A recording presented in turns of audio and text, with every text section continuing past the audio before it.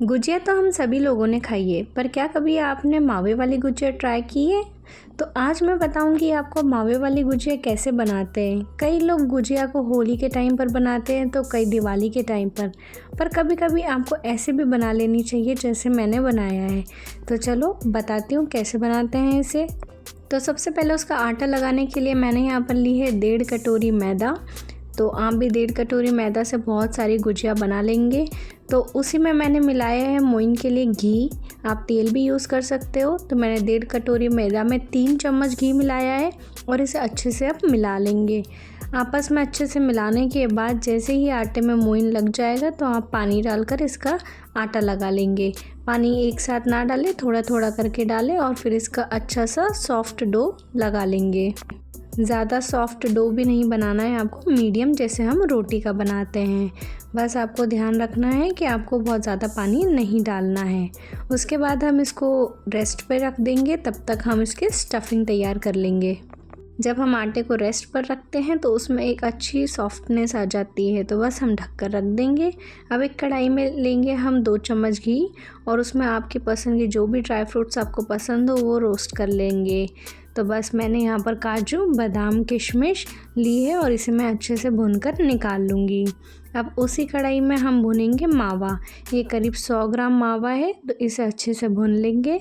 जब आप मावे को भुनकर डालते हैं तो उसका टेस्ट और ज़्यादा इन्हेंस हो जाता है। तो गुजिया में भुने हुए मावे का टेस्ट बहुत ज़्यादा बढ़िया लगता है। तो बस आप भी थोड़ी देर के लिए इसको भून लेना। फिर इसमें मिलाएंगे हम नारियल का बूरा और यहाँ पर मैंने गैस का फ्लेम ऑफ कर दिया है। कढ़ाई इतनी गर्म है कि अच्छे से भून सकते हैं हम। उसमें डालेंगे हम भुने हुए ड्राई फ्रूट्स और इसे भी अच्छे से मिक्स कर लेंगे। तो ये सब आपस में बहुत अच्छे से मिल जाएंगे। अब मैंने यहाँ पर आगे डाला है शुगर पाउडर, यानी कि स्टार्टिंग में मैंने इंग्रेडिएंट्स में आपको शक्कर बताई थी बाउल में, बस उसी को मैंने मिक्सर ग्राइंडर में पीस लिया था। करीब आधा कटोरी मैंने शक्कर का पाउडर यहाँ पर यूज़ किया है। तो आप भी इसमें शक्कर का पाउडर ही यूज़ करिएगा। तो उसे पीस कर आपने यूज़ कर लेना है और इसे भी अच्छे से मिलाकर हम एक साइड में बाउल में निकाल कर रख लेंगे। अब बाउल में निकालने के बाद हम इसमें सिर्फ इलायची का पाउडर मिलाएंगे। तो यहाँ पर मैंने ताज़ी हरी इलायची को क्रश करके इसमें डाला है और फिर इसे अच्छे से मिक्स करके इसको साइड में रख लेंगे। तो था ना बहुत ही आसान। अब हम चलते हैं अपने आटे की तरफ। देखो हमारा आटा भी अच्छे से सॉफ्ट हो चुका है। तो अब हम इसकी लोइयाँ बना लेंगे। आप ज़्यादा बड़ी लोइयाँ ना बनाएं, छोटी छोटी लोइयाँ बनाएंगे जिससे हम पूड़ी की साइज़ में इनकी रोटियां बेल सके। तो बस इसी तरह से हम सारी लोइयां बना कर पहले रख देंगे। उसके बाद हम बेलेंगे। आप चाहे तो आप बड़ी लोइयां बना के बड़ी रोटी बनाकर इसको कटोरी या ग्लास की सहायता से भी काट कर यूज़ कर सकते हैं, ये आपके ऊपर है। अब इसकी रोटियां बेल कर मैंने एक थाली में रख दी है साइड में। बस ध्यान रखिएगा ज़्यादा पतला नहीं बेलना, वरना आपकी जब गुजिया में आप स्टफिंग भरेंगे तो वो गुजिया फट जाएगी या फिर तेल में जाकर वो बिखर जाएगी। इसीलिए आपको थोड़ी मीडियम साइज़ की ही मोटाई रखनी है इसकी। तो बस ध्यान से आराम से करते जाइएगा। जब भी आप गुजिया बनाएं आप किसी न किसी की सहायता ले लें। अगर आप अकेले बनाएंगे तो शायद आपको बहुत ज़्यादा समय लग सकता है। तो बस 2 लोग मिलकर बनाएंगे तो ये बहुत ही जल्दी से बनकर तैयार हो जाएंगे। पर सच में आप एक बार ये वाली गुजिया बना कर देखिएगा, ये नॉर्मल गुजिया से बहुत ज़्यादा टेस्टी होती है। तो बस एक बार आपको बनाना है। तो अब मैंने रोटियां सारी बेल कर रख दी है। तो पहले अब मैं यहाँ पर चाशनी बना लूँगी। चाशनी बनाने के लिए मैंने यहाँ पर लिया है 1 कटोरी शक्कर और 1 कटोरी पानी और इसमें मैंने यहाँ पर फूड कलर ऐड किया जो कि ऑप्शनल है। आप चाहें तो मिलाएं, वरना फिर स्किप भी कर सकते हैं। और कुछ मैंने केसर के स्ट्रैंड्स भी ऐड किए हैं। अब 1 से 2 इलायची कूट कर हम इसमें मिला देंगे।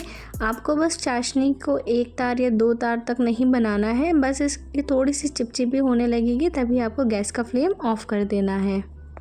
अब बना लेते हैं हम गुजिया। तो गुजिया बनाने के लिए मैंने यहाँ पर साँचा यूज़ किया है। आप चाहें तो आप हाथ से भी बना सकते हैं। तो बस पहले साँचे पे हमने जो रोटी बेल कर रखी थी वो रखेंगे और कॉर्नर्स में हम पानी लगा लेंगे ताकि वो अच्छे से चिपक जाए। और फिर बीच में हम स्टफिंग जो हमने बनाई थी वो डालेंगे। आप ज़्यादा स्टफिंग मत डालना, वरना आपकी ओवर फिलिंग के कारण गुजिया फट भी सकती है या फिर ऑयल में जाकर वो बिखर जाएगी पूरी। इसीलिए आप कम ही स्टफिंग रखिएगा। एक गुजिया में 2 चम्मच बहुत काफ़ी है। तो इसी तरह से हम सारी गुजिया बना कर तैयार कर लेंगे। और तब तक आप चाहें तो साइड में तेल को गर्म करने के लिए भी रख सकते हैं। बस ध्यान रखिएगा आपका तेल बहुत ज़्यादा गर्म नहीं होना चाहिए। और पूरी प्रोसेस में हम जो गुजिया तलेंगे तो आपको गैस का फ्लेम एकदम लो रखना है और तेल जब गर्म होगा तो वो मीडियम हॉट ही होना चाहिए। तो उसी में आपको पूरा गोल्डन ब्राउन होने तक आपको गुजिया को तलना है। तो देखो यहाँ पर पहले मैंने सारी गुजिया बना कर रख ली है। फिर मैं एक ही बार में 5-5 गुजिया तलकर निकाल लूँगी। अब आपने देखा होगा मैंने चाशनी बहुत ज़्यादा नहीं बनाई थी। उसका कारण ये कि बाद में चाशनी बच जाती और फिर हम वही सोचते कि अब इसे फेंकें या फिर क्या बनाएं इसका। तो इसी कारण से मैंने भी चाशनी कम ही बनाई थी। तो आप भी मेरे मेजरमेंट से बनाएंगे तो एकदम परफेक्ट बनेगी। तो एक बैच में मैंने यहाँ पर 5-5 गुजिया तलने के लिए रखी है। देखो कितना अच्छा गोल्डन ब्राउन कलर आया है। तो बस इसको आपको बट लो फ्लेम पे ही इसको फ्राई करना है। तो बस इसको मैं तब तक चाशनी में रख दूँगी जब तक मैं फिर कढ़ाई में दूसरे 5 गुजिया भी तलने के लिए रख दूँगी। तो देखो बहुत ही अच्छा कलर आया है। और जब तक इसमें चाशनी अच्छे से कोट भी हो जाएगी तो उसके बाद हम निकाल लेंगे। जब फिर सेकंड बैच फ्राई हो जाएगी तो हम उसको चाशनी में डाल देंगे। तो इस तरह से ना आपकी चाशनी ज़्यादा वेस्ट होगी और एकदम बढ़िया से सारी गुजिया बनकर तैयार हो जाएंगी। तो बस इसी तरह से आपके जितने भी गुजिया बने सारे ही आप एक एक करके तेल में फ्राई कर सकते हैं। वैसे अगर आपकी कढ़ाई बड़ी हो तो आप 5 या 10 गुजिया भी एक साथ तल सकते हैं। तो वो आपके ऊपर है कि आप कैसी कढ़ाई ले रहे हैं। बस गैस का फ्लेम लो रखना है और लो फ्लेम पे ही इसको गोल्डन ब्राउन होने तक पकाना है। और फिर चाशनी में डिप करना है। 2 से 5 मिनट के लिए ही इसे चाशनी में रखिएगा और उसके बाद आप आराम से सर्व कर सकते हैं। अब सर्विंग करते टाइम पे ये आपके ऊपर है कि आप इसके ऊपर ड्राई फ्रूट्स गार्निश करना चाहते हैं, रोज़ पेटल्स, या फिर आप ऐसे भी इसे इंजॉय कर सकते हैं। तो ये बहुत मस्त बन के तैयार हैं। अगर आप मेरे चैनल पर नए हैं तो चैनल को सब्सक्राइब करना। मेरी रेसिपीज़ पसंद आई हो तो वीडियो को लाइक करना और कमेंट में बताना कि आपको मेरी रेसिपी कैसी लगी। हर हर महादेव।